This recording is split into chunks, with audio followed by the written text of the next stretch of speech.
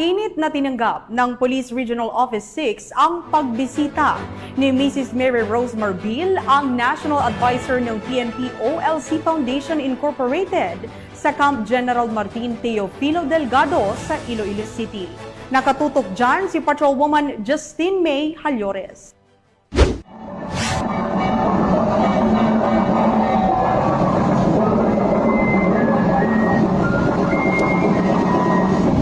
Pinakita ng Police Regional Office 6 ang mainit na pagtanggap kay Ginang Mary Rose P. Marbil, National Advisor ng PNP Officers Ladies Club Foundation Incorporated, sa isang espesyal na programa na ginanap ngayong ika-21 ng Marso taong kasalukuyan sa Camp General Martin Teofilo B. Delgado, Fort San Pedro, Iloilo City.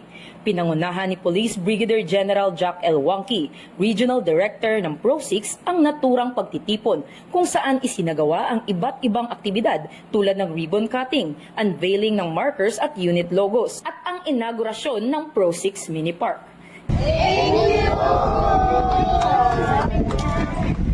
Isa rin sa mga tampok ang programa ng groundbreaking ceremony ng Pro-6 Children's Playground. Itinampok rin ang selebrasyon ng Pro-6 Women's Month kung saan mayroong foot and back massage,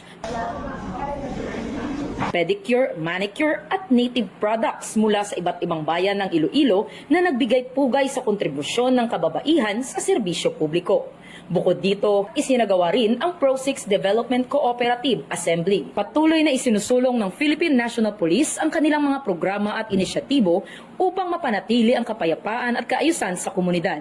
Gayon din ang pagpapabuti ng kanilang mga pasilidad para sa mas epektibong serbisyo publiko. Dahil sa bagong Pilipinas, ang gusto ng pulis, ligtas ka.